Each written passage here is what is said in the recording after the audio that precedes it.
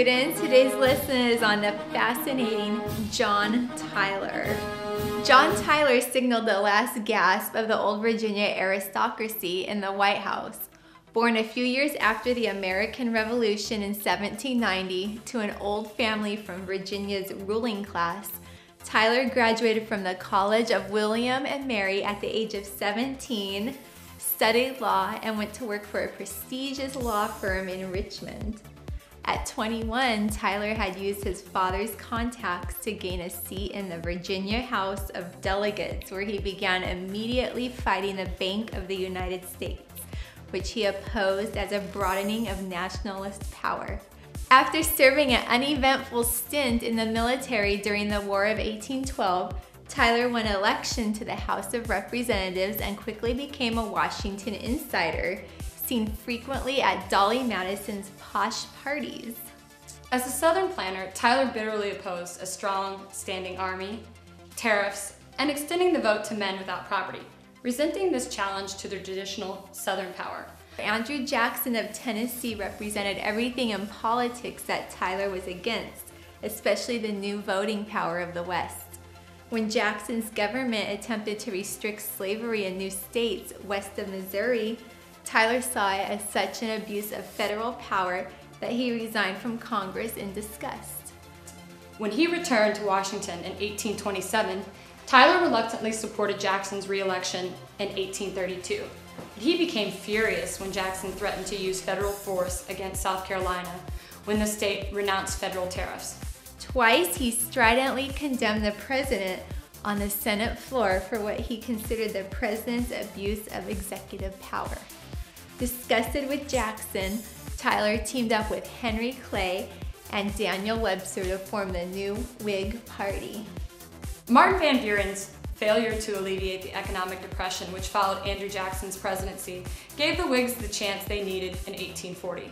The Whigs' presidential candidate, William Henry Harrison, was marketed as a humble frontiersman, log cabin, and hard cider candidate, despite the fact that he was highly educated, wealthy, and descended from Virginia's ruling class.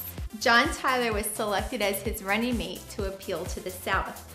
Under the slogan, "Tip a canoe and Tyler too," Harrison and Tyler won the election with a broad populist support in a backlash against Van Buren's insider ways. On the day of his inaugural, Harrison gave a rambling 2-hour speech outdoors in freezing weather without coat or hat. A month later, he was dead. Tyler, who had returned to his Virginia plantation after the inaugural, was rushed to Washington to fill the vacant presidency. Because no president had ever died in the office before, some felt that Tyler was merely an acting or interim president. Tyler firmly asserted that the Constitution gave him full and unqualified powers of office and had himself sworn in immediately as president, setting a critical precedent for an orderly transfer of power following a president's death. Fearing that he would alienate Harrison's supporters, Tyler decided to keep the dead president's entire cabinet, even though several members were openly hostile to Tyler and resented his assumption of the office. After Tyler vetoed a bill to resurrect the Bank of the United States, his entire cabinet resigned in protest, with the exception of the Secretary of State Webster, then in the midst of sensitive negotiations with Great Britain. During his second year in office, the Whigs, led by Henry Clay, expelled him from the party and tried to have him impeached. In a bid for re-election, Tyler worked to annex Texas against the wishes of abolitionists who feared that it would become another slave state. Tyler's Democratic rival, James Polk, blunted the issue by also endorsing Texas statehood. Tyler pushed ahead though, introducing Texas annexation to Congress as a joint resolution requiring only a majority of vote of each chamber of Congress, thereby dodging the 2/3 majority required to ratify a treaty. This approach succeeded in achieving Texas's incorporation into the Union. The 1844 presidential election boiled down to a fight between Tyler, Polk, and Henry Clay. Fearing that he and Polk might split the vote, handing the election to Clay, Tyler voluntarily withdrew, consoling himself that at least he took Clay down with him. In a final insult, Congress overrode his veto of a military appropriation, marking the first override of a presidential veto in American history.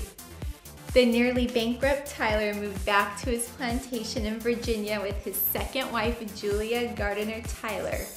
Just prior to the Civil War, Tyler chaired the Richmond Convention, which attempted to reconcile the North and South. When Lincoln rejected his proffered compromises, Tyler became a leading proponent of Southern secession. I hope you enjoyed today's lesson on John Tyler, and I hope you learned a lot. Bye.